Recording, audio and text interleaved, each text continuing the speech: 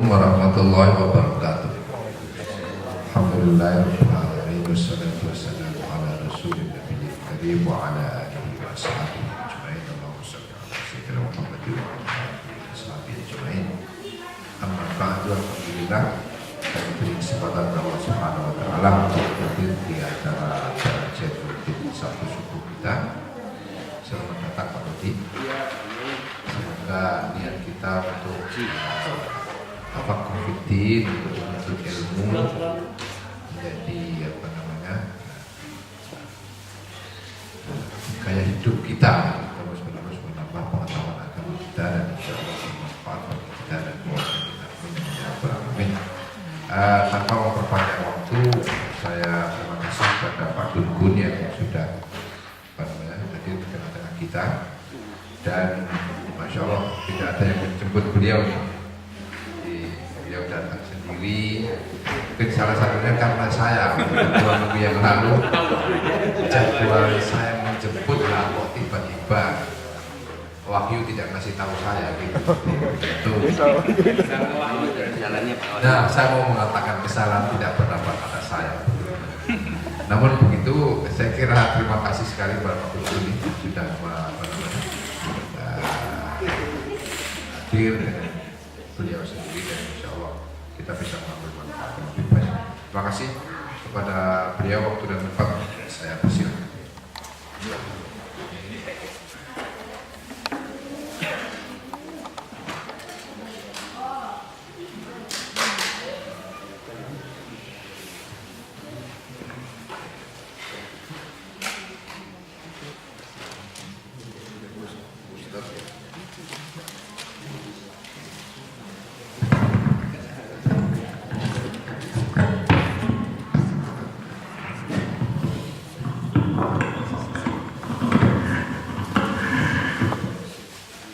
Bismillahirrahmanirrahim. Assalamualaikum warahmatullahi wabarakatuh. Waalaikumsalam. Alhamdulillah, nahmaduhu wa nasta'inuhu wa nastaghfiruh. Na'udzu billahi min syururi anfusina wa sayyiati a'malina. May yahdihillahu fa huwal muhtadi wa may yudlil fala hadiya lahu wa la mursyida. Asyhadu an la ilaha illallah wa sallallahu bi khari kitabin unzila wa akramna bi khari nabiyyin ursila wa atamma alaina ni'mata bi afdali syari'ah. Allahumma shalli ala Muhammad wa ala ali Muhammad kama shallaita ala Ibrahim wa barik ala Muhammad wa ala ali Muhammad kama barakta ala Ibrahim fil alamin innaka Hamidum Majid. Amma ba'd. Hadirin wa hadirat rahimakumullah, puji dan syukur milik Allah yang telah mengumpulkan kita kembali di surau ini, surau yang insya Allah menjadi berkah buat orang yang sering datang tentunya, yang memakmurkannya, yang menjadikannya ramai, insya Allah menjadi ada amal nanti insya Allah di Ramadan insya Allah. Salawat dan salam mudah-mudahan senantiasa terlimpah curahkan kepada Rasulullah alam Nabi Muhammad SAW, kepada sahabatnya, kerabatnya, kepada pengikutnya yang tunduk taat kepada risalah yang dibawanya. Hadirin wa hadirat rahimakumullah.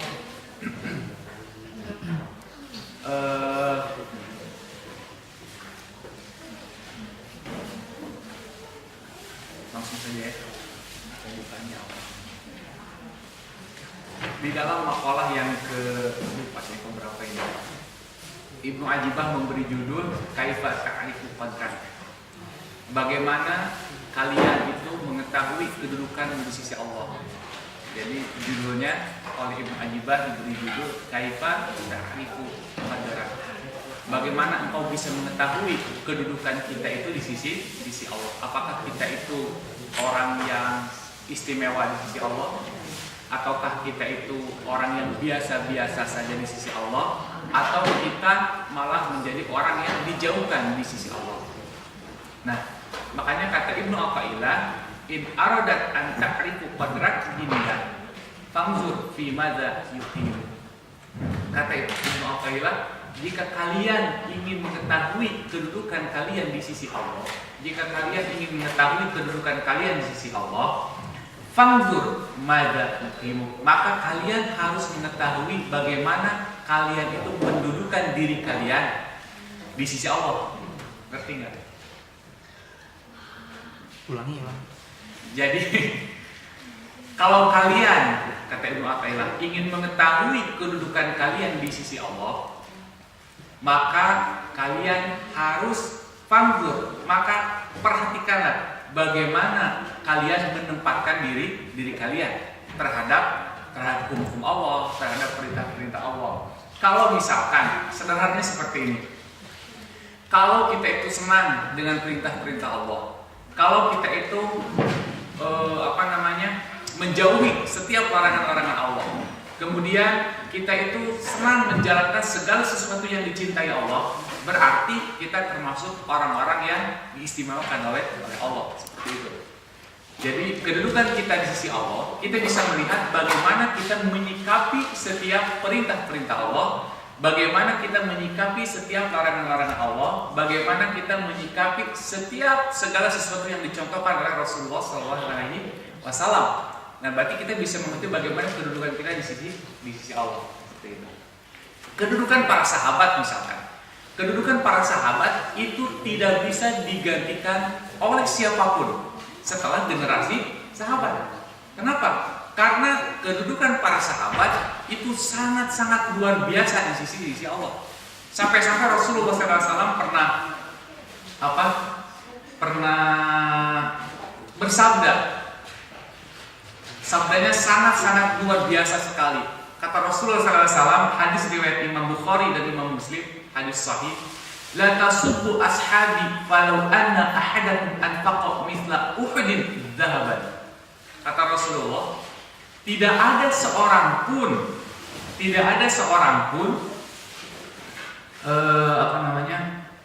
yang mampu menyamai para sahabat. Oleh sebab itu, la tasubbu ashabi. Jangan kalian, siapa yang diajak bicara? Orang-orang setelah sahabat dan orang-orang setelah generasi setelah sahabat, yakni kita semua. La tasubbu. Rasulullah SAW bersabda kepada kita semua, la tasubbu ahaduhum, la tasubbu ashabi. Jangan kalian mencela sahabatku. Kenapa? Karena kalian itu tidak akan mampu menyaingi para sahabat. Kalian itu tidak bisa mampu menandingi para sahabat. Falau anna ahadukum anfaqa misla Uhudin zahaban. Seandainya ada di antara kalian, kata Rasulullah SAW, yang berinfak misla Uhudin zahaban, sebesar gunung Uhud dengan emas. Maksudnya kalau ada di antara kalian yang berinfak emas sebesar gunung Uhud, gitu kan? Tahu besarnya gunung Uhud? Segimana, Bu? Kira-kira segimana besarnya gunung Uhud? Yang paham yang sudah pernah mengukur. Coba berasanya seperti apa gunung Uhud itu? Gunung Uhud itu panjangnya hampir sekitar 7 km panjangnya. Gunung Uhud itu ya. Gunung Uhud itu panjangnya hampir 7 km panjangnya. Kemudian lebarnya hampir 2 sampai 3 km. Itunya lebarnya.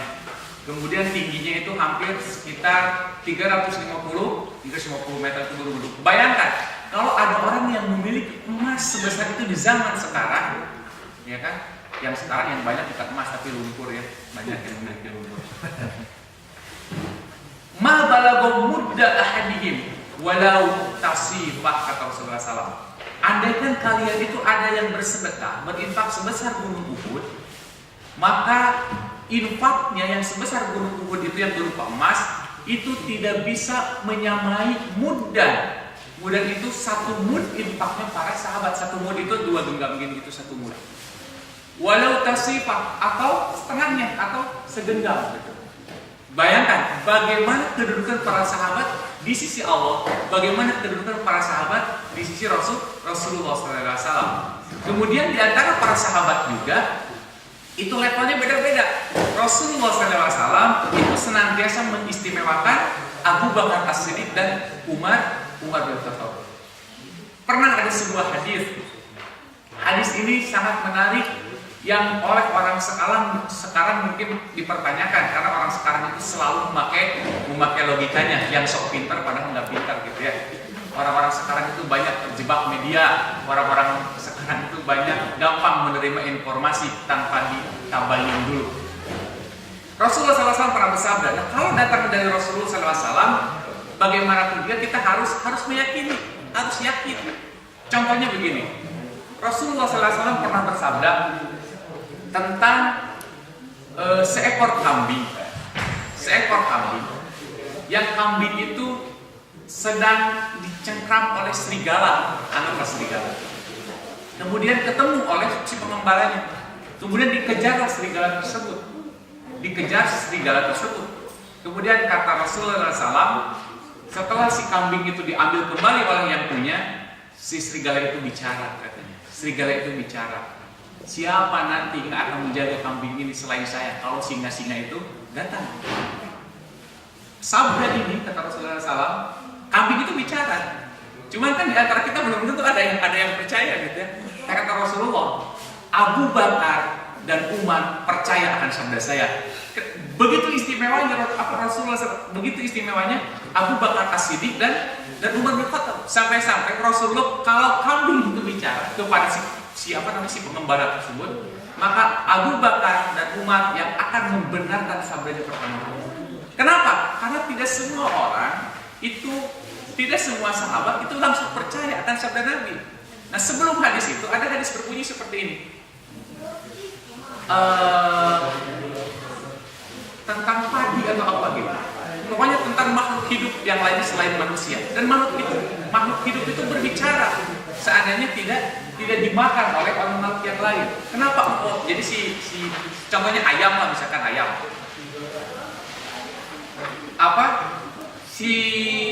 Seseorang manusia memiliki tanaman, kemudian tanaman tersebut sedang dipatuhi oleh ayam makan. Kemudian si ayam tersebut diusir oleh yang punyanya. Kata Rasulullah, ayam itu sedang menangis. Siapa lagi yang akan mengambil sebagian rezekimu untuk disedekahkan, katanya.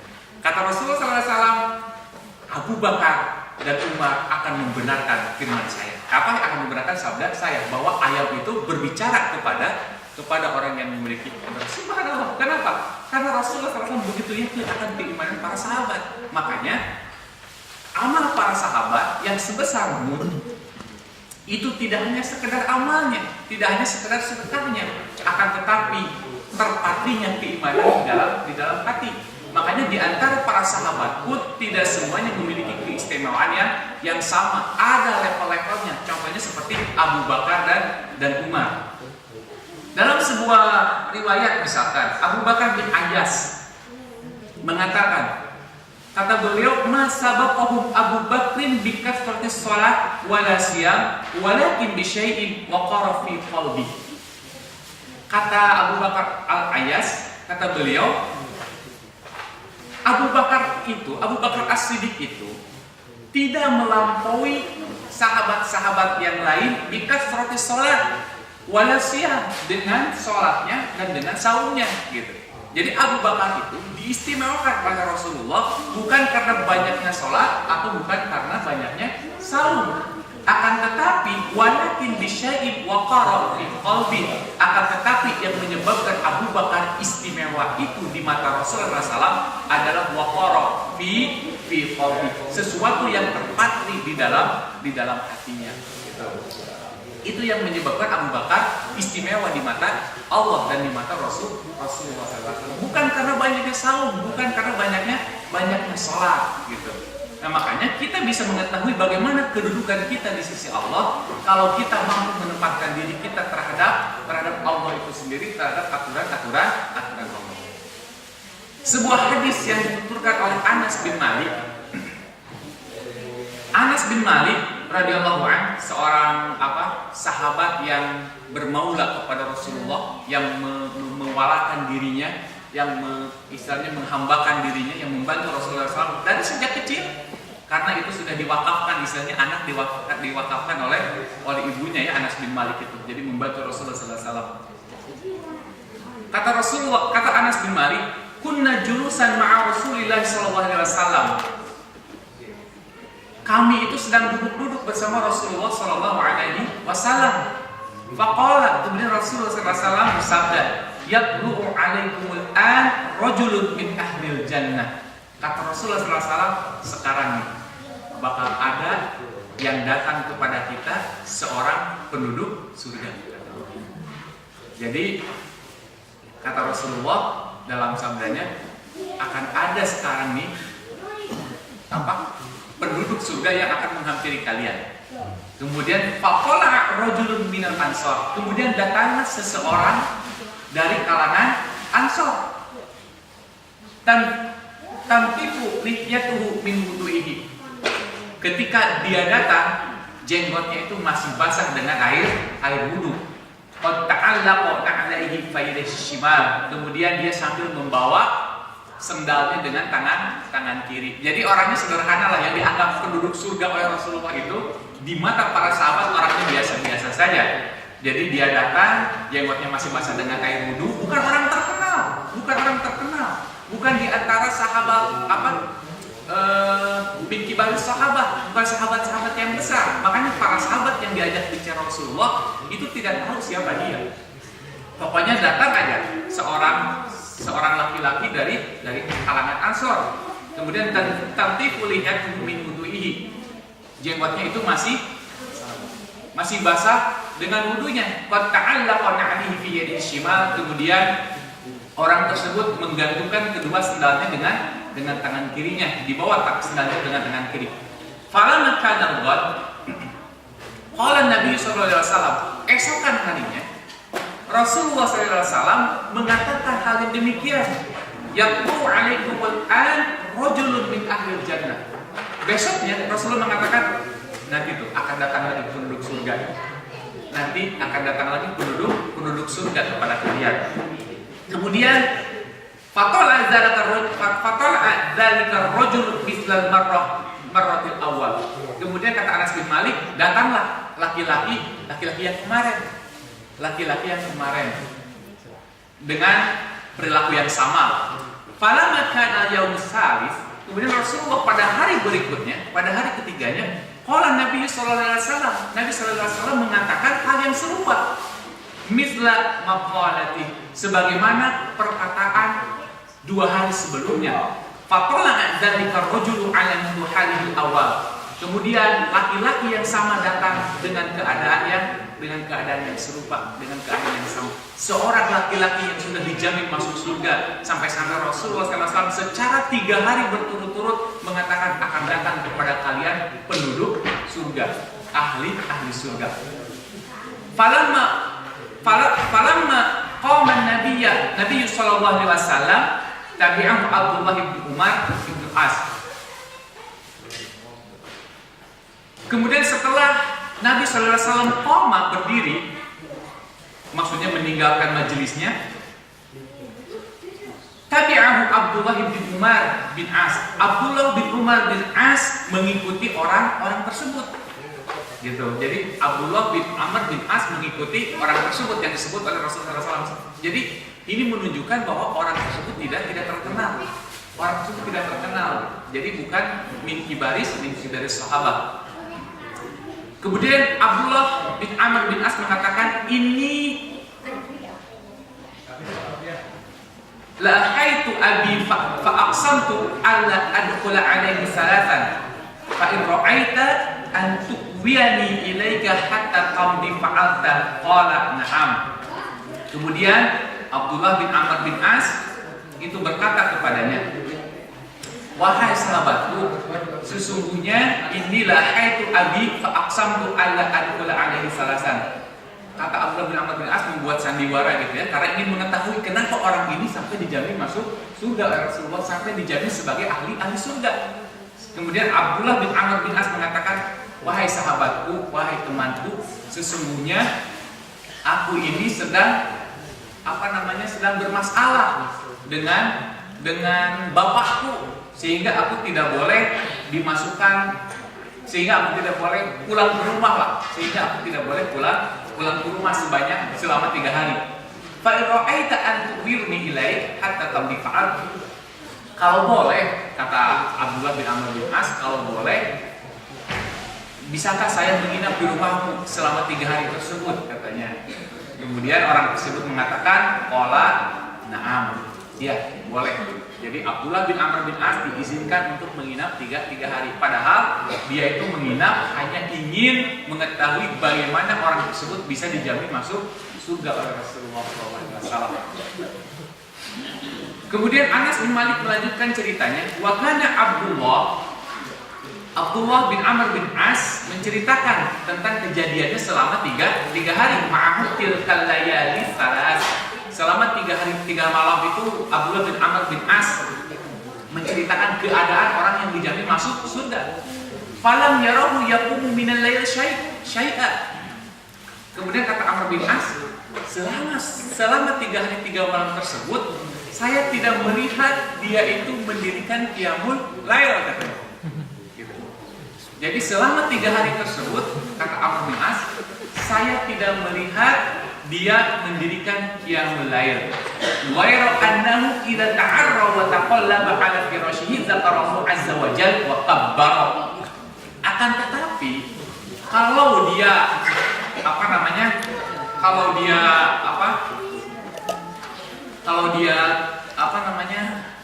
lilir itu apa ya? Rian nama lilirnya. Bangun terbangun. Nah, kalau dia terbangun tengah malam, nggak enak terbangun sama lilir kan lain gitu. Beda. Kalau terbangun kan kayaknya ada yang menggerwakin gitu. Maaf jaga. Ada yang gitu. Lilir itu apa ya? Maksudnya bangun mendadak. Kebangun tapi ya pokoknya bahasa Arabnya lilir aja. Bahasa Arabnya lilir. Nah, kalau dia kebangun di tengah malam, dia itu kalau pulang balik, maksudnya mungkin dari kamar mandi dari mana, itu senantiasa Zakarallahu azza wa jalla wa kabbar, senantiasa berzikir kepada Allah Subhanahu wa taala wa kabbar, dan senantiasa mengagungkan Allah. Jadi selama 3 hari tersebut Abdullah bin Amr bin As memperhatikan keadaan orang yang dijamin masuk surga ini. Amalannya itu ya wallahu alam, mungkin dia itu tidak sholat malam karena lagi ada Amr bin As, karena mungkin menjaga takut gimana gitu ya wallahu alam. Tapi kita nggak bisa menilai dia nggak pernah sholat malam jadi jadi kita juga nggak usah lebih yang masuknya, jangan begitu. Mungkin saja orang ini tidak melakukan sholat malam karena mungkin lagi ada Amr bin As.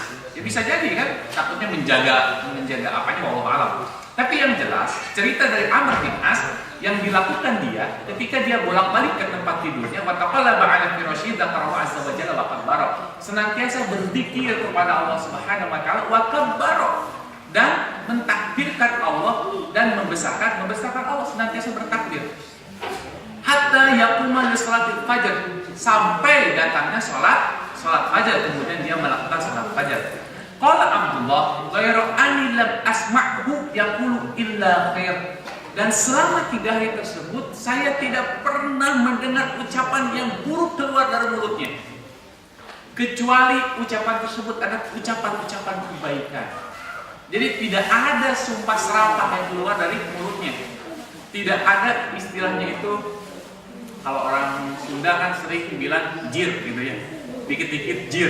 Dengar aja Kang Rian, 3 hari bersama Kang Rian keluar jinnya mungkin bisa 20 kali. Dikit-dikit jir. Itu bahasa wayang, tapi suka diikutin bahasa wayang. Nah, jadi kata Abdullah, ghairu anni lam asma'hu yaqul illa khaira. Selama 3 hari tersebut saya tidak pernah mendengar ucapan yang keluar dari mulutnya kecuali kebaikan. Makanya ajaran Nabi ini sangat diamalkan oleh sahabat yang satu ini, oleh orang Ansor yang satu ini. Makanya kata Nabi kan falyakul khairan alias mut, berkatalah yang baik atau diam. Atau kalau dalam bahasa Facebook mah bikinlah status yang baik, kalau nggak diam gitu loh. Kalau dalam Facebook gitu ya kan sabda Nabi itu mencakup semua hal. Falyakul khairan, berkatalah yang baik, alias mut, atau diam gitu. Berstatuslah, bikin status yang baik atau diam. Nah, kalau sekarang kan Facebook itu sedang diramaikan oleh LHI ya, oleh LHI.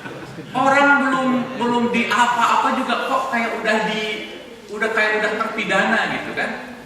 Kok udah terpidana? Kenapa orang itu nggak bisa diam dulu? Diamlah dulu, jangan dulu Orang itu kan gampang terjebak media. Contoh kasusnya seperti ini. Saya baru pulang 2 minggu yang lalu. Ya 3 minggu mungkin ya. 3 minggu yang lalu. Bagaimana peran media itu begitu besar dalam kehidupan kita. Dan bagaimana orang itu masih bodoh maaf dalam menghadapi media. Contoh misalkan. Di Bandung, itu kan namanya Ahmad Heriawan. Ini gubernur loh Pak. Ahmad Heriawan tidak terkenal di warga Bandungnya sendiri. Kenapa? Karena peran media. Tapi Jokowi, kenapa Jokowi itu bisa sampai terkenal sampai ke Melbourne coba? Peran media. Ternyata Pak Bu, kalau dihitung satu-satu, prestasi yang dicapai oleh Ahmad Heriawan, bukan berarti karena saya orang Bandung ya, bukan ya. Prestasi yang dicapai oleh Ahmad Heriawan yang menggubernuri Jawa Barat yang jauh lebih besar dibandingkan dengan Solo yang pernah digubernuri oleh Jokowi, yang diwali-kotai oleh Jokowi, itu sebenarnya prestasi yang dicapai oleh Jokowi itu tidak ada apa-apanya kalau dibandingkan dengan prestasi yang dicapai oleh Ahmad Heriawan. Tapi kenapa orang itu begitu mengeluh-elukan Jokowi? Peran media, betul tidak? Peran media luar biasa.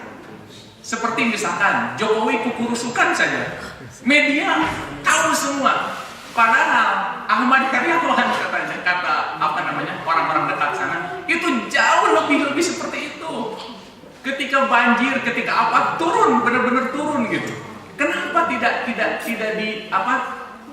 dimunculkan? Apakah karena yang mendalanginya itu Islam, misalkan?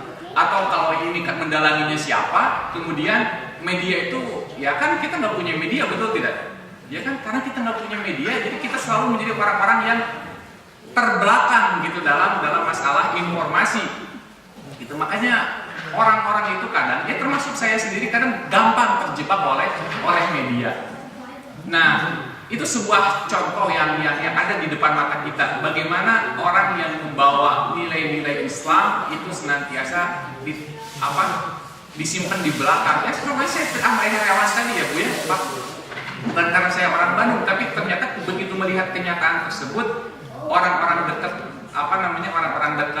orang-orang tahu lah, orang-orang yang tahu tentang sosok pribadi AR itu luar biasa sekali, sehingga dalam satu tahun atau mendapatkan 95 penghargaan dari presiden, tapi nggak keluar sama sekali gitu kan, nggak keluar sama sekali gitu. Prestasi-prestasi seperti misalkan penanggulangan korupsi itu hampir di gubernuran itu bersih gitu tuh, masalah korupsi. Kemudian masalah lapangan kerja itu di Jawa Barat membuka puluhan mungkin ratusan lapangan kerja, tapi itu tidak naik ke permukaan. Kenapa? Media sekali lagi. Dan bahkan orang Bandung sendiri banyak yang tidak tahu. Orang Bandung sendiri banyak yang tidak tahu.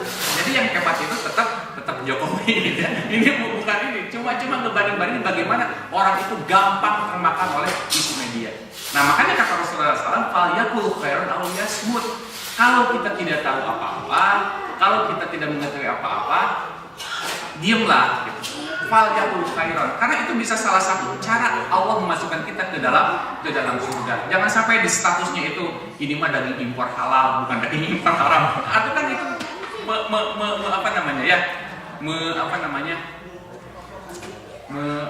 Mas Tugas ya. Memperkeruh suasana gitu.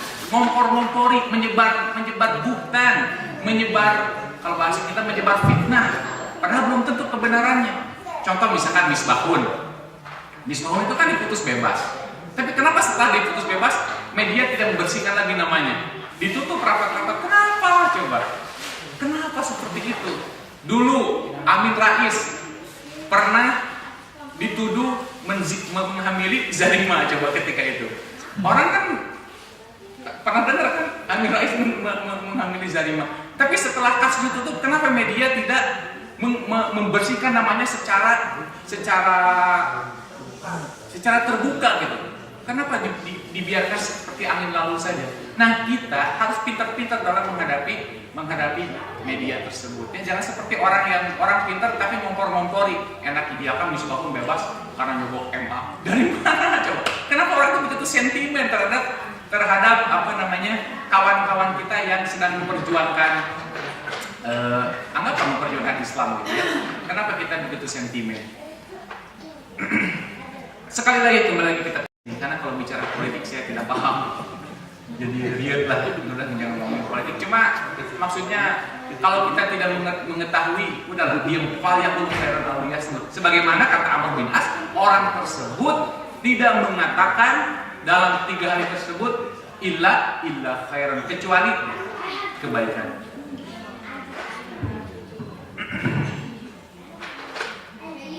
Falamma madha salasatu layalin wakidtu an ahkira amalah. Setelah berlalu 3 hari tersebut, hampir-hampir kata Amr bin As, saya ini ahkira amalah, saya ini hampir meremehkan amalannya. Jadi selama 3 hari berikut saya hampir-hampir meremehkan amalannya. Kenapa?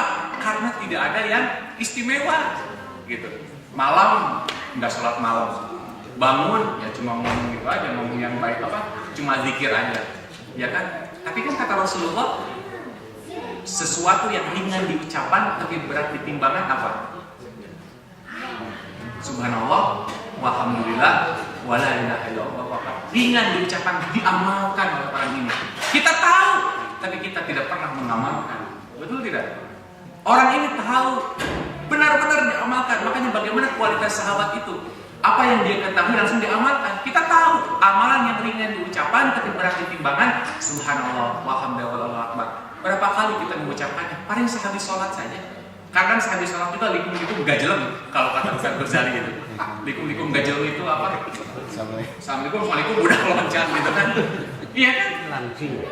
Padahal kata Nabi, ringan di ucapan tapi berat di timbangan. Kenapa kita tidak mau melakukan? Nah sampai-sampai Amr bin As, Abdullah bin Amr bin As hampir meremehkan amalan yang dia lihat selama 3 hari tersebut. Kemudian Abdullah bin Amr bin As mengatakan kepadanya, ya Abdullah, inni lam yakun baini wa baina abi dodab wala hajrun thamma. Kata Abdullah, wahai hamba Allah, sesungguhnya aku ini tidak punya perkara antara diriku dengan bapakku, dan bapakku itu tidak marah, dan bapakku itu tidak menghajar aku, tidak mengusir aku. Walakin sami'tu Rasulullah sallallahu alaihi wasallam, akan tetapi wahai hamba Allah, saya mendengar Rasulullah sallallahu alaihi wasallam yaqul laka thalatha marrat. Akan tetapi saya mendengar Rasulullah SAW bersabda sampai 3 kali tentangmu, kata Allah bin Amr bin As. Sampai 3 kali tentangmu, yang berbunyi yatlu'u 'alaikumul an rajulun min ahlil jannah, akan datang, akan menghampiri kepada kalian seorang laki-laki penduduk surga. Fatolakta antas salasa muror, sampai dan engkau memang datang. Engkau itu memang datang sebanyak 3 kali sesuai dengan sabda Rasulullah SAW. Dan tentu sabda Rasulullah SAW itu menunjuk kepada engkau, karena setelah Rasulullah SAW bicara langsung orang itu datang.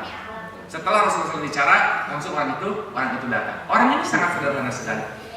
Fa'aradtu an awya ilaika la anzura ma amalu. Aku ini ingin mengetahui, aku ini ingin melihat apa yang engkau lakukan, apa yang engkau kerjakan, sampai Rasulullah mengatakan seperti itu. Fa'abtani bi falam araka ta'malu katsir amal. Akan tetapi kata Abdullah bin Amr As, selama 3 hari ini saya tidak melihat amal yang besar yang engkau lakukan, kata Amr bin As. Famal ladzi balagha bika ma qala Rasulullah sallallahu alaihi wasallam ma huwa illa ma ra'aita. Apakah ada amalan-amalan yang lain sampai Rasulullah SAW menyebut engkau sebagai ahli surga yang saya tidak bisa lihat? Jadi apakah ada amalan yang lain yang kau sembunyikan sehingga aku tidak bisa melihatnya? Qala fama walitu da'an. Orang tersebut mengatakan, tidak, katanya. Ya inilah amalanku yang kau lihat gitu. Inilah amalanku yang kau lihat. Maksudnya amalannya itu yang sederhana tadi. Bangun malam, bolak-balik, tasbih, takbir, tahmid. Kemudian kalau ngomong dia tidak ngomong yang sembarangan, senantiasa ngomong yang baik-baik. Ma huwa illa ma ra'aita wa ani la ajidu fi nafsi li ahadin minal muslimin disyan. Maaf. Kemudian qala falama walaitu da'an. Kemudian Abdullah bin Amr bin As pulang karena setelah mendapat jawaban bahwa tidak ada amalan yang khusus khusus yang disembunyikan oleh orang tersebut. Walaitu da'ani, kemudian aku berpaling daripada orang tersebut sambil sambil merasa kecewa lah. Kok gini gitu kan, masa sih orang yang dijamin masuk surga kok standar amat gitu ya, standar amat gitu. Pak Ahmad sangat standar gitu kan, Pak Ahmad sangat standar. Kemudian faqala ma huwa illa ma ra'aita.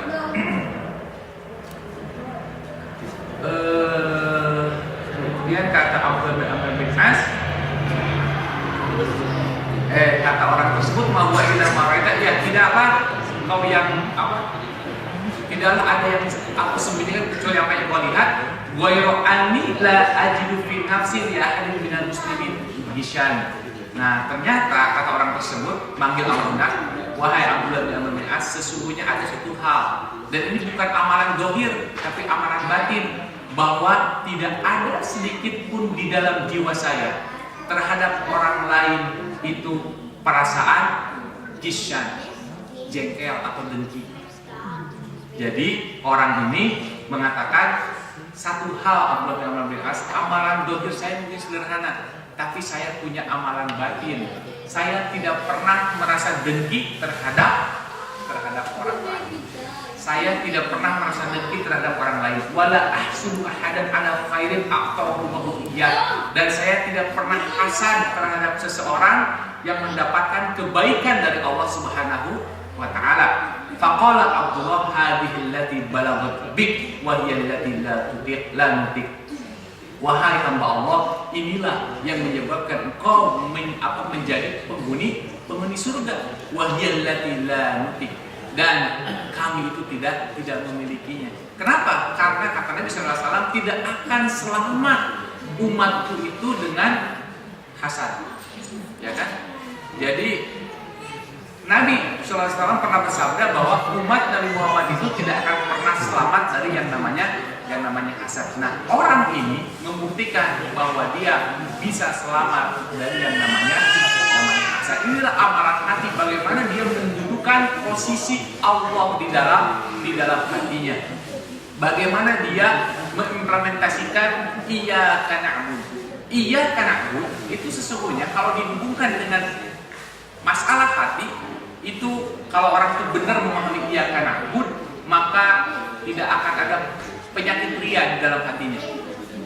Kenapa? Iyyaka na'budu, hanya kepadamulah kami menyembah, sehingga konsep ria di dalam hatinya itu tidak ada. Kenapa? Hanya Allah yang dia sembah, hanya Allah yang dia inginkan, sehingga ria, penilaian dari orang lain itu tidak akan ada di dalam dirinya. Kemudian kalau orang itu memahami wa iyyaka nasta'in, hanya kepadamu lah kami memohon pertolongan, maka tidak akan mungkin di dalam diri seseorang itu ada penyakit ujub. Paham tidak? Penyakit ujub. Ujub itu bangga terhadap diri sendiri. Kalau orang iyyaka nasta'in, hanya kepadamu lah kami memohon pertolongan, berarti ujub itu kan bangga terhadap diri sendiri. Kalau orang memiliki ujub, berarti ada tempat menolong yang lain selain Allah. Kenapa? Karena dia merasa bangga akan dirinya sendiri.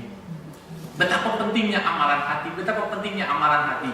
Jangan sampai kita terlalu mengedepankan amalan batin. Amalan zahir. Makanya kata Abu Bakar Al-Ayyas tadi, ma sabaqakum Abu Bakrin. Kalian tidak bisa melampaui Abu Bakar. Bukan Abu Bakar itu melampaui kalian dalam masalah sholatnya, bukan dalam masalah saumnya. Akan tetapi waqara fi qalbi, akan tetapi sesuatu yang terpatri di dalam hatinya. Makanya kata Ibnu Athaillah, barang siapa yang ingin mengetahui kedudukannya di sisi Allah, maka dia harus tahu bagaimana dia mendudukan Allah di dalam dirinya. In aradta an ta'rifa qadraka indahu fa'zur ma za yuhimu. Qultu, Ibnu Ajibah mengatakan, ja'alallahu ta'ala bi hikmati khalqahu ala qasmain. Sesungguhnya Allah Subhanahu wa taala itu telah menciptakan makhluk itu dalam dua bagian, asqiya wa su'ada. Asqiya itu orang-orang yang celaka ya, askia. Makanya jangan kasih nama askia, kedengarannya bagus gitu ya. Namanya siapa? Askia. Oh bagus, keren namanya. Artinya apa? Celaka. Askia itu celaka. Ya kan, jadi jangan asal bagus. Saya sering gitu ya mengingatkan teman-teman gitu kalau punya anak, kalau mau ngasih nama anak jangan hanya asal bagus. Lebih baik namanya dari nama bahasa Jawa tapi maknanya ada, bejo misalkan. Itu kan maknanya apa? Kaya ya artinya. Apa? Beruntung kan? Ya nggak apa-apa, cuma biar untung terus bejo gitu kan. Atau namanya lagi apa lagi? Sunda apa sih? Oh, Sunda mah diulang-ulang. Kalau Sunda mah diulang-ulang. Bun-bun. Untung Bu, alhamdulillah saya menamakan bukan Gun-Gun Gunawan. Aduh. 3 kali. Kalau Gun-Gun Gunawan jadi triple gun. Sekarang aja udah double gun. Kalau ada di Gun-Gun Gunawan jadi triple gun gitu ya. Itu askia. Jadi kata Ibnu Ajibah, sesungguhnya Allah itu telah menciptakan manusia itu dalam dua bagian. Pertama askia itu orang-orang yang celaka, wasu'ada, dan orang-orang yang bahagia, orang-orang yang bahagia. Makanya ada sebuah hadis yang berbunyi manusia itu kan dibagi kepada 4 golongan dalam apa? Dalam 2 golongan, dalam 2 kelompok besar itu nanti manusia itu akan ada 4 golongan. Pertama ada, kenapa? Karena kan 2 ini belum termasuk dunia akhirat, ya. Ditambah dunia akhirat ada nanti dibagi 2 lagi, dibagi ke akhirat, dibagi ke dunia sehingga menjadi 4 bagian. Makanya ada yang sa'idun fid dunya wasyaqiyun fil akhirah. Ada orang-orang yang bahagia di dunia akan tetapi dia sengsara di akhirat. Ada orang-orang yang bahagia di dunia sehingga ada orang-orang yang sama Allah itu disempurnakan kebahagiaannya di dunia. Ya. Jadi ada orang-orang yang oleh Allah disempurnakan kebahagiaannya di dunia. Orang kafir misalkan banyak yang disempurnakan kebahagiaan di dunia. Sehingga kita banyak melihat orang kafir itu mati dalam keadaan tenang, gitu kan? Padahal nggak ada mati dalam keadaan tenang. Tapi kita melihat secara zahir kita bahwa orang kafir banyak yang matinya itu sepertinya tenang. Di rumah sakit mati aja gitu kan, tenang. Boleh jadi bahwa Allah sedang menyempurnakan kebahagiaannya di dunia. Tapi ada kiai, misalnya kiai besar, sakaratul mautnya 3 hari 3 malam. Ada yang kayak gitu. Berarti Allah sedang menyempurnakan azabnya di dunia. Sehingga di akhirat dia tidak memiliki siksaan lagi. Jadi jangan pernah kita itu menilai dengan apa yang kita lihat. Karena hakikatnya hanya Allah yang tahu. Gitu. Jadi kalau ada orang yang sekarat 3 hari 3 malam, jangan kita anggap itu sekaratul maut. Su'ul khatimah karena gitu kan gampang kita. Padahal kita belum paham apa su'ul khatimah, apa husnul khatimah. Su'ul khatimah adalah bukan pas waktu matinya, tapi yang namanya su'ul khatimah adalah bagaimana dia menjalani sisa-sisa akhir hidupnya. Kalau misalkan umur seseorang itu 60 tahun, jadi 10 tahun terakhir dia isi dengan kebaikan, nah itu husnul khatimah walaupun matinya tertabrak misalkan. Kita kan kalau tertabrak, su'ul khatimah ya, matinya tertabrak, gampang aja kita ngomong kayak gitu. Itu nggak sopan gitu. Itu nggak sopan. Karena boleh jadi Allah sedang menyempurnakan siksanya bagi orang-orang muslim di dunia, sehingga di akhirat dia terbebas lagi dari siksaan. Alqamah misalkan, sahabat Nabi yang memiliki ibu dan istri ya, akan tetapi punya masalah dengan ibunya karena ibunya merasa tidak ridho. Apa kata Rasulullah? Rasul itu sayang sama Alqamah, sehingga Rasulullah ingin membakar Alqamah. Biar apa? Biar dia tidak merasakan api nanti di akhirat, sehingga mau dibakar. Tapi akan tetapi ibunya sudah memaafkan, akhirnya hapuslah dosanya, gitu kan? Nah makanya ada orang yang sa'idun fid dunya wa syaqiyun fil akhirah, bahagia di dunia sehingga Allah benar-benar menyempurnakan kebahagiaannya di dunia, akan tetapi Allah memuaskan siksanya nanti di akhirat bagi orang-orang kafir. Jadi jangan pernah kita menilai bahwa orang itu su'ul khatimah, husnul khatimah dengan cara meninggalnya. Kemudian ada juga orang-orang yang sa'idun fid dunya wa sa'idun fil akhirah, bahagia di dunia, kemudian bahagia di akhirat. Siapa mereka?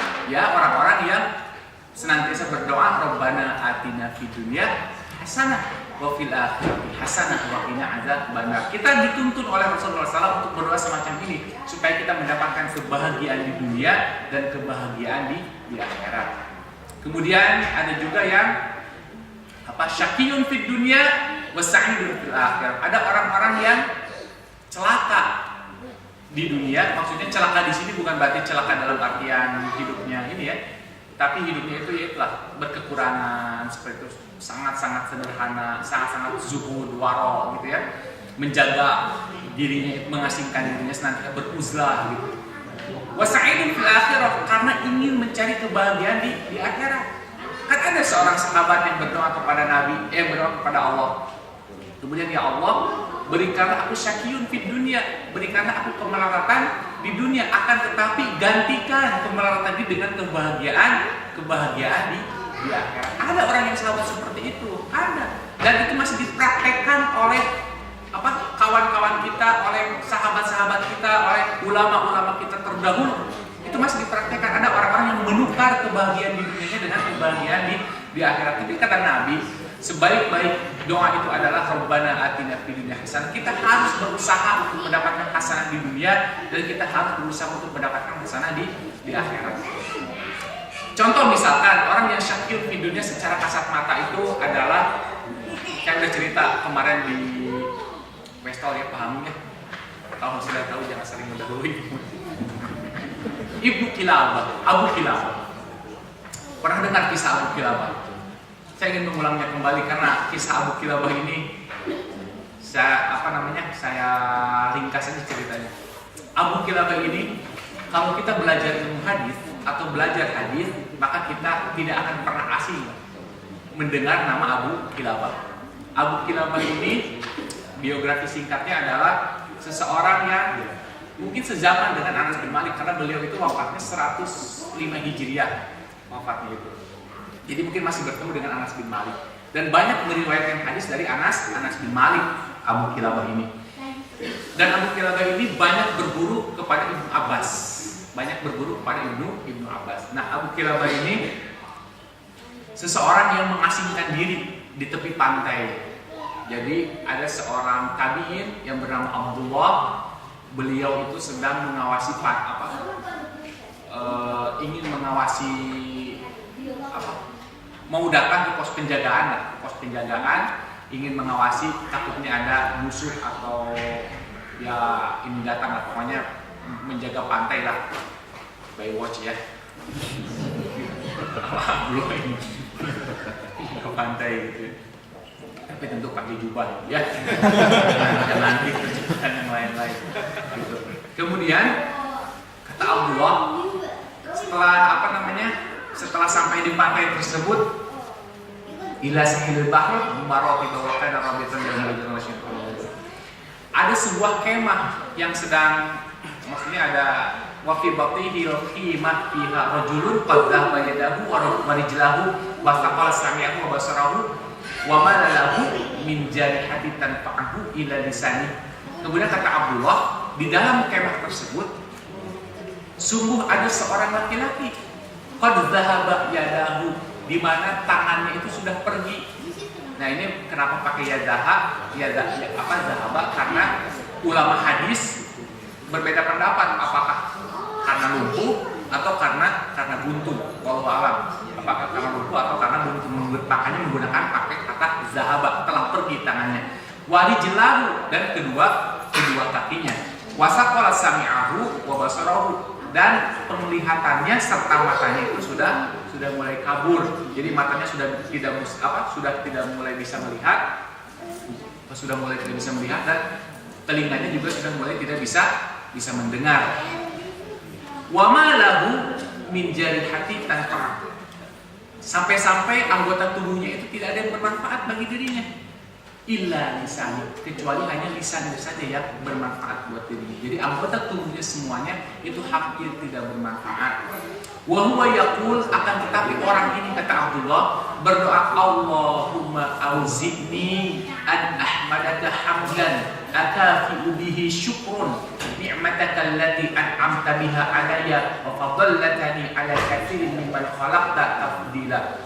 luar biasa doanya. Seseorang yang sudah tidak memiliki tangan, seseorang yang sudah tidak memiliki kaki, seseorang yang sudah tidak memiliki hampir tidak memiliki mata dan penglihatan, hanya lisannya saja yang mampu bermanfaat buat dirinya, berdoa seperti ini. Allahumma ya Allah, auzi'ni, anugerahkanlah kepadaku an ahmadaka hamdan, supaya aku senantiasa memujimu, akafiu bihi syukrun, dengan pujian tersebut aku bisa memenuhi rasa syukurku kepadamu, nikmataka allati, akan nikmat-nikmat an'amta yang telah engkau berikan kepadaku, ala wa fadallati alayya wa fadallati, dan engkau telah melebihkanku ala kathirin, engkau telah melebihkanku dibandingkan dengan kebanyakan makhluk yang telah kau ciptakan. Coba doa orang yang hanya memiliki lisan, tapi doanya seperti itu. Engkau telah memberikan nikmat dan engkau telah melebihkanku dibandingkan dengan makhluk-makhluk yang lainnya yang telah engkau ciptakan.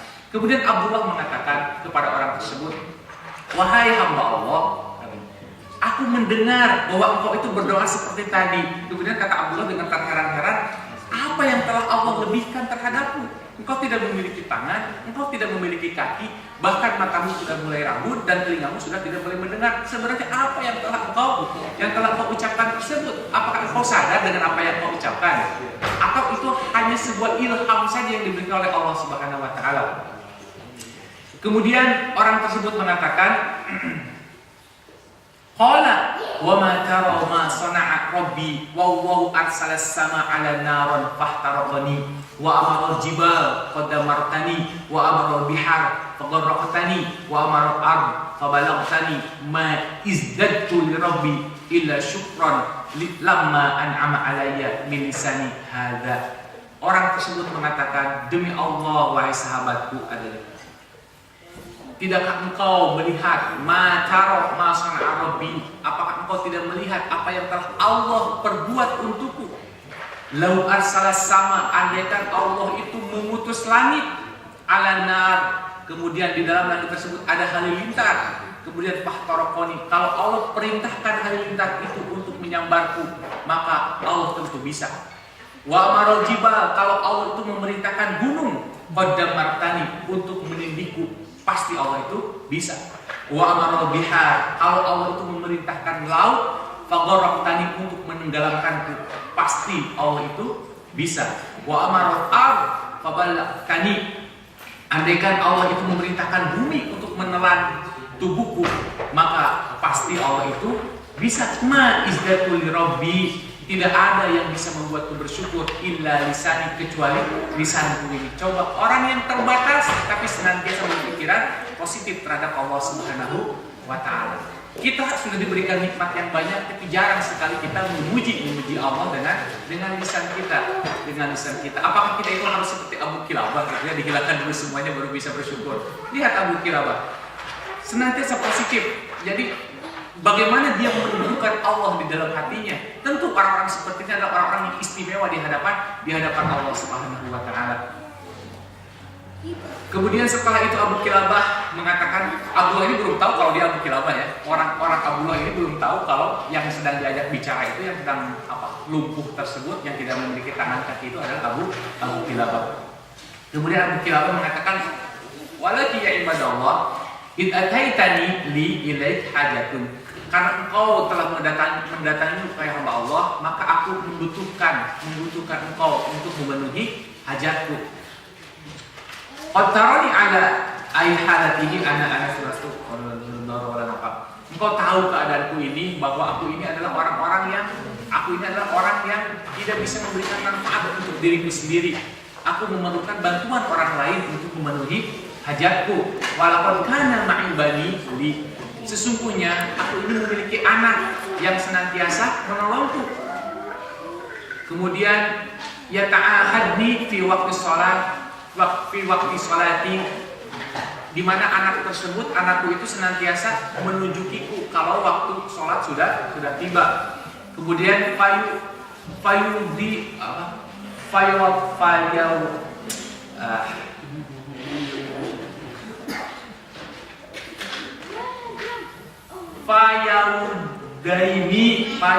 susah nih bacanya gimana nih?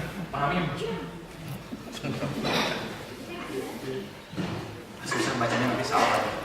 Pokoknya anak tersebut senantiasa mewudui karena dia sudah tidak bisa berwudu, untuk wudu saja dia sudah tidak bisa. Jadi wudu itu dibantu oleh anaknya. Wa idza jatu akhamani, apabila aku lapar dia senantiasa menyuapiku. Wa idza aqastu saqani, apabila aku haus dia senantiasa memberikanku minum. Walaqad faqadtahu min salas ayam. Akan tetapi setelah 3 hari ini anakku itu tidak pulang. Rahimakallah. Semoga Allah merahmatimu. Jadi dia bercerita, maukah engkau membantu hajatku, karena biasanya anakku yang senantiasa menolongku, senantiasa membuduiku kalau aku mau sholat, menunjukkan waktu sholat kalau sholat sudah tiba, menyuapiku kalau aku lapar, kemudian memberikanku minum kalau aku haus. Akan tetapi sudah 3 hari ini anakku itu tidak pulang. Kemudian kata Ibnu Ajibah, maukah engkau mencarikan anakku? Kemudian kata Abdullah, faqultu wallah ma masyi khalaqa fi hajati khalaqa kana a'dhamu indallahi ajran mimma yamshi fi hajatihi mithlu. Kata Abdullah, demi Allah, aku senang bisa menolong orang sepertimu, karena pahala di sisi Allah menolong orang seperti engkau itu adalah pahala yang besar.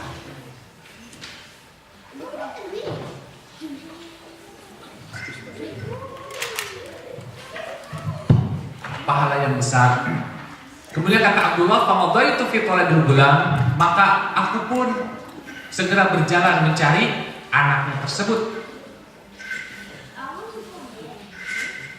Kemudian ghairu ba'idah hatta saratu baina ibban minar ramal fa idza ana bi gulamin qad tarasahu sab'a wa kala lahmihi fasarja'u. Yang menyedihkan adalah Abdullah itu setelah tidak jauh dari kemahnya tersebut, dia menemukan gundukan pasir. Tiba-tiba aku mendapati seseorang yang sedang terkubur dengan pasir tersebut karena sudah diterkam oleh binatang buas. Jadi anaknya Abu Kilabah itu sudah dimakan oleh binatang buas. Fastarja'tu, kemudian aku pun beristirja.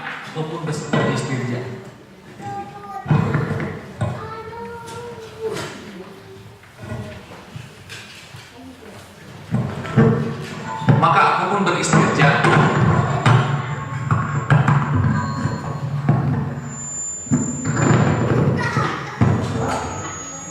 Istirja itu apa, Bu? Istirja apa, Bu? Yang senyum-senyum, no, Bu? Istirja apa? Istirja apa, Pak? Istirja itu inna lillahi wa inna ilaihi raji'un. Jadi setelah mendapati anak itu terkubur karena dimakan oleh binatang buas, fastarja'tu, kemudian aku istirja. Wa qultu anili, maka aku bingung apa yang akan aku sampaikan kepada orang tersebut kalau aku sudah menemukan anaknya tewas dimakan binatang. Kemudian aku teringat tentang kisahnya Nabi Ayub alaihissalam. Kemudian datanglah Abdullah kepada kemah tersebut. Kemudian orang tersebut mengatakan, "Qala alastu bisahibi, bukankah tadi engkau yang datang kepadaku?" Qultu bala. Ya, Abdullah mengatakan, ya. Qala ma fa'alta fi hajati. Kemudian bagaimana dengan kebutuhanku tadi? Kata orang yang dalam kemah tersebut, faqultu anta akramu 'ala Allah am Ayyubun Nabi sallallahu alaihi wasallam, am Ayyubun Nabi alaihi salam. Kemudian Abdullah menjawab, dia tidak menjawab pertanyaan Abu Kilabah, tapi dia menjawab dengan pertanyaan lagi. Anta akram 'ala Allah am Ayyubun Nabi? Apakah engkau itu lebih mulia di sisi Allah atau Nabi Ayub alaihissalam? Jadi Abdullah itu memberikan pertanyaan lanjutan, apakah engkau yang lebih mulia di sisi Allah ataukah Nabi Ayub alaihissalam? Kemudian Abu Kilabah menjawab, bal Ayyubun Nabi, tentu Nabi Ayub. Kenapa? Karena Nabi Ayub adalah seorang nabi. Kemudian aku berkata lagi kepadanya, hal kalimat ma sana'a bihi rabbihi alaysa qad talahu bimalihi wa alihi wa waladihi. Apakah engkau tahu bagaimana Allah itu menguji Nabi Ayub dengan hartanya, dengan keluarganya, dan juga dengan anaknya? Kemudian orang tersebut menjawab, "Bala, tentu aku tahu." Kemudian qultu fa kaifa wajadah? Kemudian apa yang dilakukan oleh Nabi Daud setelah diuji oleh hartanya, oleh keluarganya, sama oleh anaknya? Kemudian orang tersebut menjawab, Nabi Ayub sabiron syakiron hamidan. Dia senantiasa bersabar, dia senantiasa bersyukur, dan dia senantiasa memuji Allah. Qultu lam yaqdam dzalika hatta al-hasyar min aqrabaihi wa ahbaihi. Kemudian kata Abdullah, sesungguhnya tidak hanya itu. Nabi Ayub itu tidak hanya diuji dengan harta, anak, dan keluarganya, akan tetapi juga dia dijauhi oleh kerabat-kerabatnya dan juga oleh sahabat-sahabatnya. Kemudian orang tersebut menjawab, qala na'am, ya. Qala fa kaifa wajadu rabbi? Bagaimana dia menyikapi apa yang telah diberikan oleh Tuhannya tersebut? Kemudian orang tersebut mengatakan sabiran syakiran hamidan. Dia bersabar, bersyukur, dan senantiasa memuji Allah. Kemudian Abdullah mengatakan, falam yardhu minhu bidzalik hatta sayruhu aradan lama tariqah hal alimta. Tidak hanya itu, Allah menjadikan Nabi Ayub itu sebagai bahan ejekan, bahan gunjingan kalau dia melewati orang-orang. Apakah engkau tahu hal itu? Kemudian dia menjawab, iya, na'am. Kemudian fakaifa wajh Rabbi, bagaimana sikap Nabi Ayub terhadap keadaan seperti itu? Syakiran hamidan. Aujaza rahimakallah, dia senantiasa bersabar, bersyukur, dan memuji Allah. Kemudian orang ini langsung saja jelaskan maksudmu, gitu kan? Maksudnya karena kan ini muter-muter dulu, gitu kan? Kemudian kata orang ini, kata Abu Kilabah, aujaza rahmatullah, langsung saja ngomong, katanya, gitu kan. Sebenarnya ada apa ini, gitu kan? Sebenarnya ada apa ini? Qultu, kemudian aku menjawab, lahu innal gulamul ladzi arsaltani fi talabihi wajadtahu baina kitban ramal wa qad tarasahu sab'a fa akalahu lahmihi fa'azamallahu lakal ajra wa alhamaka sabr. Coba, begitu hebatnya Abu Kilabah, ya. Setelah dikasih tahu oleh Abdullah, sesungguhnya anak laki-laki yang engkau utus aku untuk mencarinya, sungguh dia itu sudah ditikam atau sudah diterkam oleh binatang buas, dan sudah dimakan dagingnya oleh binatang tersebut. Fa'adzamallahu lakal ajr wa alhamakas sabar. Semoga Allah senantiasa mengagungkan engkau, melipat gandakan ganjaran engkau, dan memberikan engkau kesabaran. Apa jawaban Abu Kilabah? Qala mubtali alhamdulillahilladzi lam yakhluqu min dzurriyyati khalqan ya'sihi fayadhibahu binnar. Abu Kilabah menjawab, orang itu menjawab, kata Abdullah, segala puji bagi Allah, katanya. Alhamdulillahilladzi, segala puji bagi Allah. Mengucapkan hamdalah, mengucapkan alhamdulillah. Lam yakhluqu min dzurriyyati, di mana Allah itu tidak menciptakan bagiku keturunanku khalqan, makhluk, ya'sihi, yang bermaksiat kepadanya. Fayu'adzibahu binnar, yang nantinya anakku itu akan diadab oleh api neraka. Setelah mendengar anaknya dimakan binatang buas, setelah mendengar anaknya dimakan binatang buas, apa yang terjadi dengan Abu Kilabah? Dia tidak kaget, tapi dia memuji Allah Subhanahu wa taala. Alhamdulillahilladzi, dia senantiasa berpikiran positif terhadap Allah. Segala puji bagi Allah yang telah menciptakanku, keturunanku itu bukan orang, bukan makhluk yang bermaksiat kepadanya, yang nantinya aku akan sedih kalau melihat keturunanku itu disiksa oleh api neraka. Summa istirja'a wa syahqa syifatan famat. Kemudian Abu Kilabah menarik nafas yang panjang. Sumastirja, kemudian Abu Kilabah itu mengucapkan innalillahi wa inna ilaihi raji'un wa syahqa syifatan famat. Kemudian dia menarik nafas yang panjang, famat. Kemudian Abu Kilabah itu meninggal. Faqultu innalillahi wa inna ilaihi raji'un. Kemudian aku pun mengatakan innalillahi wa inna ilaihi raji'un. Kemudian azamat musibati, sungguh besar musibah yang telah menimpaku. Rajulun mithla hadza, orang seperti ini kalau aku tinggalkan, takutnya nanti akan dimakan oleh binatang buas lagi. Tapi kalau aku tinggal di sini, kata Abdullah, apa yang bisa aku kerjakan? Aku tidak bisa memberikan madarat ataupun manfaat kecuali hanya tinggal di sini saja. Fasajaitahu bishimlati kanat alaihi wa qaqadat inda rasihi bagian. Akhirnya aku hanya bisa menutupi badannya dengan kain yang ada di dalam tubuhnya, dan aku duduk di sebelah kepalanya bagian sambil aku menangis. Fabainama ana qa'id, ketika aku sedang duduk, ihtajamu ala arba'atin rijal, kemudian datanglah 4 orang laki-laki. Faqalu, kemudian dia mengatakan, ya Abdullah, wahai Abdullah, ma halaka wa ma qissataka. Wahai Abdullah, apa yang terjadi terhadap engkau? Apa yang sedang kau lakukan di sebelah mayat itu? Kemudian ceritakan apa yang sedang terjadi. Faqasatu alaihi qasati wa qissatu. Kemudian aku kisahkan apa yang terjadi dengan orang yang sudah meninggal ini. Faqalu, kemudian 4 orang itu mengatakan, iksyaf lana an wajhihi fa'asa an na'rifahu. Bukalah penutup wajahnya, siapa tahu kami mengenalnya. Faqasyaftu an wajhihi fantabul qaum alladhi yaqbiluna 'ainaihi marra yadayhi ukhra. Setelah aku bukakan penutup wajahnya, 4 orang tersebut menciumi tangannya dan menciumi keningnya. Ternyata 4 orang ini sudah mengenal orang yang sudah meninggal tersebut. Setelah dibuka kainnya, kemudian dia mencium tangannya dan mencium keningnya. Wa yaqulu bi abi ain tala'at ghadat an maharimahullah wa yabi wa jismuhu qaliman kana sajidan mansudiyam. Orang tersebut mengatakan, 4 orang tersebut mengatakan, yabi an zaliman. Sesungguhnya orang tersebut itu senantiasa menundukkan matanya dari hal-hal yang diharamkan oleh Allah. Orang ini, kata 4 orang tadi, aku menjadi saksi, sesungguhnya orang ini matanya itu senantiasa menunduk dari apa yang diharamkan oleh Allah Subhanahu wa taala. Wa bi abi wa jismuhu zaliman. Kemudian tubuhnya itu senantiasa merungkuk, tubuhnya itu senantiasa bersujud, sajidan, senantiasa bersujud buat maksudnya ketika manusia sedang tidur.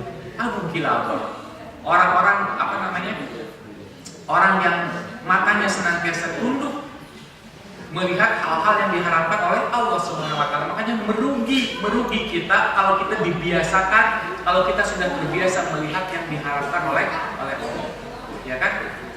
Sungguh rugi besar kalau mata kita itu sudah dianggap biasa ketika melihat yang diharamkan oleh Allah Subhanahu wa taala. Jadi jangan sampai kita terbiasa melihat hal yang oleh Allah, dan jangan sampai telinga kita itu terbiasa melihat mendengar hal-hal yang diharamkan oleh Allah. Faqalu hadza Abu Kilabah, sesungguhnya yang meninggal ini adalah Abu Kilabah wahai Abdullah Al-Jarami, yakni Abu Kilabah Al-Jarami, sahibu Ibnu Abbas. Dia itu adalah sahibnya Ibnu Abbas, dia itu berguru kepada Ibnu Abbas. Laqad kana syadidul hubulillah, sesungguhnya Abu Kilabah ini begitu besar cintanya kepada Allah wa Nabi sallallahu alaihi wasallam, dan begitu besar cintanya kepada Nabi sallallahu alaihi wasallam. Akan tetapi Abu Kilabah menukar kebahagiaannya di dunia dengan kebahagiaan di akhirat, sehingga dia hanya tinggal di sebuah kemah di tepian pantai. Singkat cerita, setelah Abu Kilabah itu dikuburkan oleh 5 orang tadi, kemudian Abdullah pada malam harinya dia bermimpi. Falamma anna janna ana lail wa tu'akrasi fara'aitahu fayamayyarun naim fi rawdatin min riyadil jannah wa 'alaihi hatan min halalil jannah wa huwa yatlul wahyi. Kemudian setelah aku tidur, kemudian tiba-tiba di dalam, pokoknya aku melihat di dalam mimpiku seseorang yang berada di sebuah taman, yakni taman surga. Dan orang tersebut membaca sebuah ayat, Salamun alaikum bima sabartum fa ni'mal badar. Keselamatan bagi kalian bima sabartum, atas kesabaran yang telah kalian kerjakan. Fa ni'mal badar. Maka alangkah baiknya kesudahan tersebut. Jadi kesudahan setelah kesabaran adalah balasan itu luar biasa. Jadi orang yang ada dalam mimpinya itu adalah orang tadi, yakni Abu Kilabah. Fakultu alastu bisahibi, kemudian aku bertanya di dalam mimpiku, bukankah engkau ini orang yang tadi yang aku temui? Qala bala, ya benar. Kemudian analaka hadza, apa yang bisa menyebabkan kau mendapatkan semua ini? Kemudian Abu Kilabah mengatakan, qala inna lillahi darajatan la tanal illa bis-sabr 'indal bala wa syukr illa raha. Abu Kilabah menjawab, sesungguhnya Allah itu memiliki derajat yang begitu mulia yang tidak bisa disampai, yang tidak bisa digapai, yang tidak bisa dicapai illa bis-sabr, kecuali dengan kesabaran, indal bala, ketika menghadapi bala, wa syukr inda raha, dan bersyukur ketika mendapatkan kesenangan. Ma'a khasyatillahi azza wa jalla, yang disertai dengan takut kepada Allah Subhanahu wa taala fi sirri wal alaniyah. Takut kepada Allah Subhanahu wa taala fi sir, dalam keadaan sembunyi-sembunyi ataupun dalam keadaan terang-terangan terbuka. Pentingnya amalan hati, bagaimana Abu Kilabah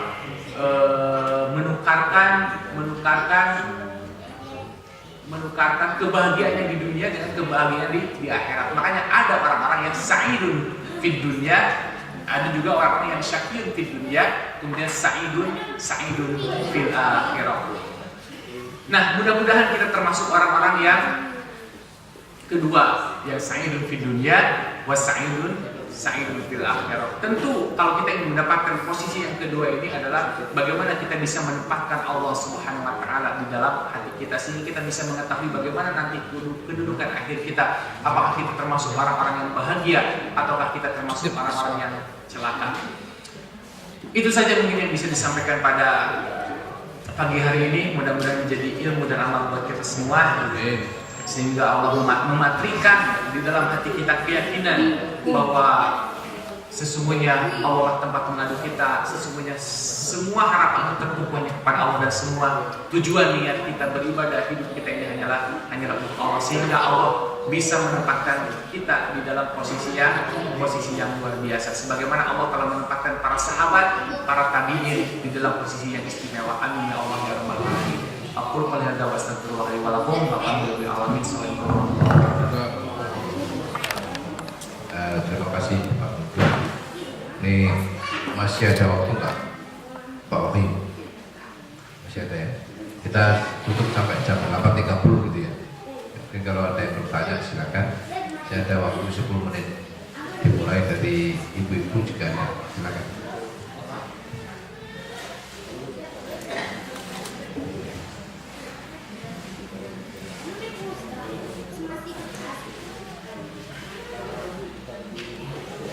Pak Toro mau tanya Pak Toro.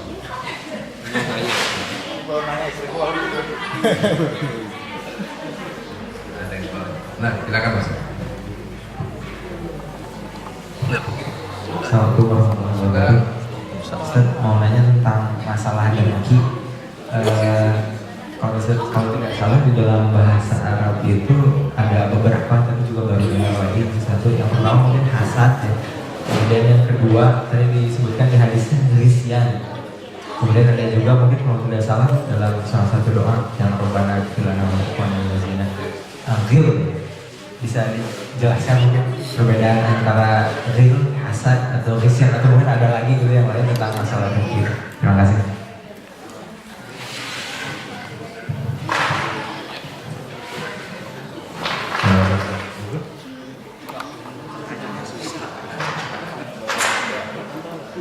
Pertanyaan susah ya gini. Jadi harus baca jam lisanul Arab. Nah, itu ada di situ semuanya.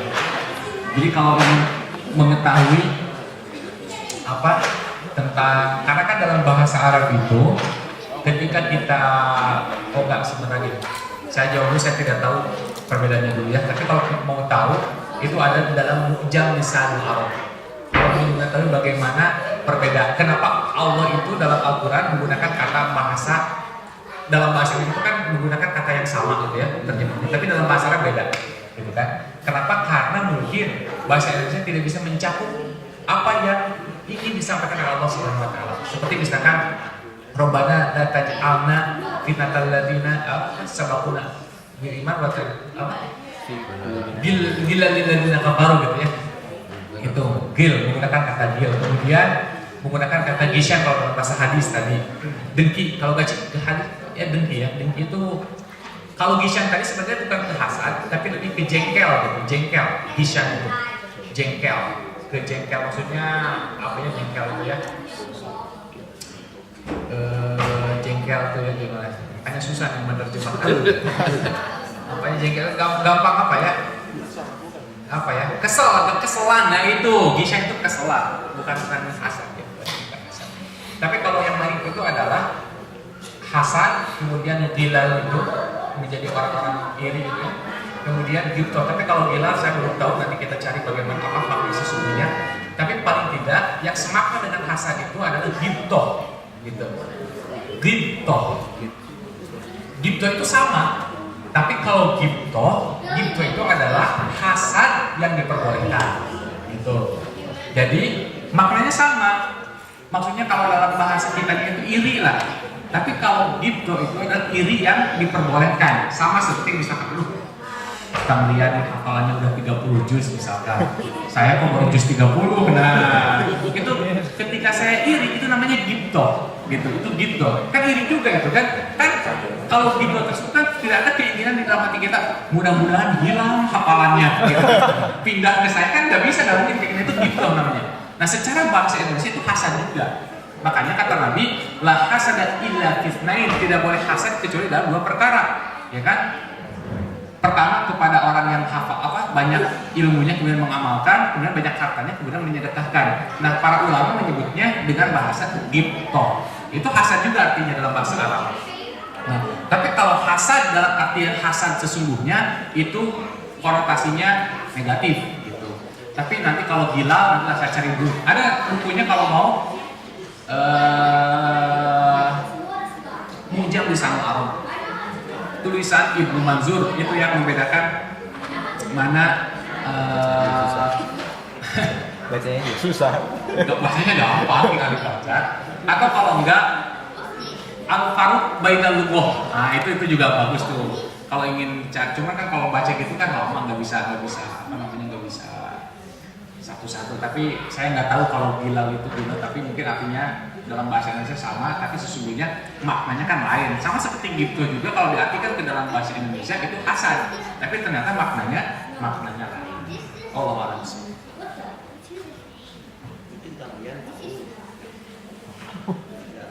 Ya, siapa lagi yang tanya? Ayo. Ya kalau mengenai tadi statusnya sahabat itu, ada sahabat yang 10 sahabat yang dijamin masuk surga itu. Kemudian tadi ceritanya ada juga sahabat yang juga dijamin masuk surga seperti yang tadi saya ceritakan. Kemudian ada sahabat seperti Al-Qarni yang doanya sangat makbul. Kenapa kayak semacam ada kelompokan gitu, karena apakah memang yang sepertinya misalnya 10 sahabat yang dijamin masuk surga ini memang Allah atau gimana? Kenapa ada semacam kelompokan? Kalau kita dengar cerita-cerita tadi hampir boleh dijamin mungkin kemungkinan mereka semua masuk surga gitu. Mungkin itu.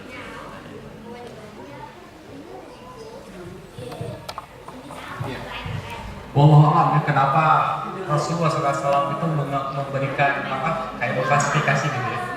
Kalau misalkan dari 10 sahabat saja, dari 10 sahabat itu mungkin kita hikmahnya biar kita bisa meneladani bagaimana, kan itu dari 10 itu kan beda-beda orangnya kan itu kan asalnya kan Rasulullah hanya menyebutkan 7, kayak berapa 7 atau berapa, kemudian ada orang yang protes, kalau orang ini gimana?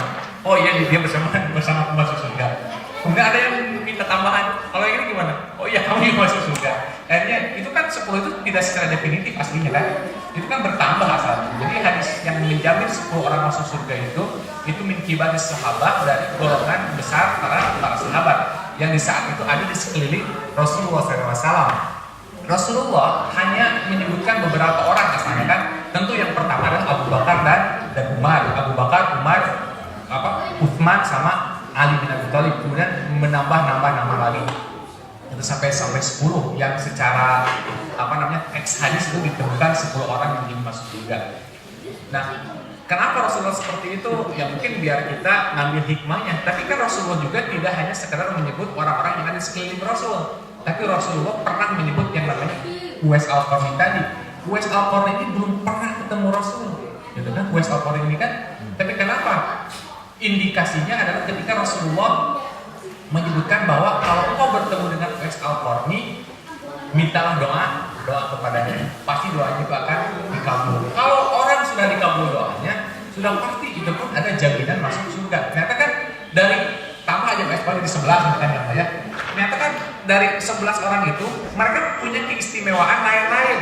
Gitu kan. Abu Bakar, bagaimana kepatrian di dalam hatinya itu, keimanan yang terpatri dalam hatinya itu luar biasa kan. Gitu. Abu Umar, bagaimana beraninya dia sehingga disebut Al-Faruq, membedakan antara hak yang batil. Kemudian bagaimana Abdurrahman bin Auf yang begitu dermawan memberikan hartanya. Utsman bin Affan ya, dengan kelembutannya gitu kan, dia punya keistimewaan masing-masing. Uwais Al-Qarni adalah orang yang begitu baik terhadap ibunya. Kemudian orang yang mana? Orang yang disebut Rasul tadi itu bukan kalangan dari sahabat yang terkenal, sehingga Rasulullah SAW ingin menunjukkan ini loh, tidak hanya sahabat-sahabat besarku yang bisa masuk surga, seperti itu ya. Ternyata sahabat yang tidak terkenal pun bisa masuk surga. Maksudnya ada jaminan juga masuk surga kalau dia mau mengamalkan amalan-amalan seperti para sahabat yang besar. Contohnya yang tadi itu dia istilahnya itu kan kalau kita lihat dari hadisnya, dia hanya tidak memiliki rasa hasad. Tapi ternyata kan hasad itu susah sekali gitu. Dan orang pasti memiliki hasad walaupun sedikit, tidak akan selamat kata Nabi orang yang memiliki rasa hasad. Contoh lain misalkan sahabat yang dijamin masuk surga itu adalah dari Tamim itu ini Sa'id bin Amir. Kalau tidak salah Sa'id bin Amir. Pokoknya Sa'id bin Amir itu adalah seseorang yang senantiasa dimintai fatwa oleh Abu Bakar dan Umar setelah Rasulullah SAW wafat. Sa'id bin Amir. Siapa dia? Dia adalah gubernur yang menukar kebahagiaannya dengan kebahagiaan akhirat. Pernah dengar kan kisah Sa'id bin Amir? Sa'id bin Amir itu orang yang diprotes oleh rakyatnya, Bu. Gubernur, tapi senantiasa diprotes oleh rakyatnya. Kenapa? Karena kalau berkumpul karena suka siang-siang. Jadi ada 4 hal yang disampaikan waktu itu masa Khalifah Umar bin Khattab. Sa'id bin Amir ini seorang gubernur di negeri apa ya? Kufah apa? Pokoknya Sa'id bin Amir ini diadukan oleh rakyatnya tentang 4 hal. Pertama, dia kalau datang suka siang-siang. Kemudian kalau malam tidak mau menerima tamu, ya kan? Kemudian dalam sebulan sekali dia tidak keluar rumah. Kemudian satu lagi apa ya? Sa'id bin Amir itu nantilah. Jadi Bu, rakyat ini mengadu. Nah makanya Sa'id bin Amir termasuk orang yang jadi masuk surga juga ya kan? Karena kesederhanaannya dalam istilahnya dalam kemewahan gitu. Seorang gubernur tapi begitu sederhana sehingga diadukan oleh rakyat karena rakyat tidak tahu apa yang terjadi dengan Sa'id bin Amir. Kemudian begitu Umar bin Khattab datang kepada negeri tersebut, apa yang kau adukan tentang keadaan gubernurmu? Karena begitu Umar bin Khattab minta list tentang orang-orang miskin di dunia, ternyata ada namanya Sa'id bin Amir. Kisahnya panjang Sa'id bin Amir ini. Kemudian ini Sa'id Amir yang mana dikata Umar bin Khattab? Yang gubernur kami. Gubernur kalian miskin katanya. Paling miskin. Coba gubernurnya paling miskin. Sa'id bin Amir itu. Kemudian Umar bin Khattab datang. Kemudian apa yang kau keluhkan dari gubernur kalian? Rakyat tersebut mengadukan 4 hal. Pertama, dia kalau keluar itu selalu siang katanya. Kemudian dipertemukanlah Sa'id bin Amir dengan rakyatnya. Kemudian kata Umar, benar apa yang kau adukan? Ya, kenapa kau lakukan itu? Sebenarnya aku tidak mau mengatakan ini, tapi karena untuk tabayun kan, yang orang itu kalau ingin mengatakan yang baik, bukan berarti harus ria ya Bu ya. Tapi kalau ini kan dia mencari ketegasan sehingga Sa'id bin Amir mengatakan bahwa aku itu tidak keluar rumah pagi-pagi. Kenapa? Karena aku tidak punya pembantu, sehingga aku harus bikin roti dulu, harus bikin terigu dulu, itu dulu, kemudian pokoknya bikin roti lah, sehingga aku bisa keluar. Baru siang-siang gubernur bikin roti sendiri. Kemudian yang kedua, apa yang dikeluhkannya lagi? Kalau malam tidak mau menerima tamu. Apa betul itu?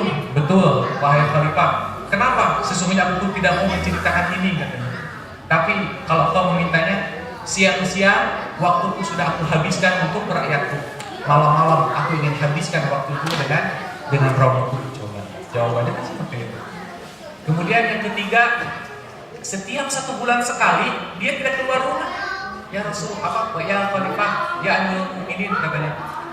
Benar apa yang dikatakan mereka. Setiap 1 hari dalam 1 bulan saya tidak keluar rumah. Untuk apa? Saya hanya memiliki 1 pakaian. Dan waktu hari tersebut saya cuci pakaian saya. Coba, gubernur hanya punya 1 pakaian. Kemudian yang keempat itu saya lupa, ada yang ingat tidak?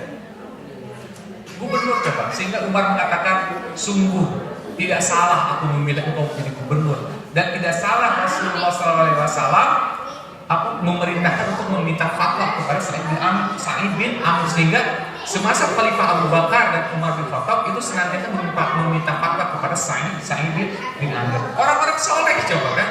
Nah, jadi intinya kenapa Rasulullah mengklasifikasikan, mungkin biar kita mengambil pelajaran apa keistimewaan para sahabat tersebut. Apa keistimewaan para sahabat tersebut sehingga kita bisa meniru apa yang telah dilakukan oleh mereka. Kalau bicara Sa'id bin Amr itu luar biasa, dia luar biasa.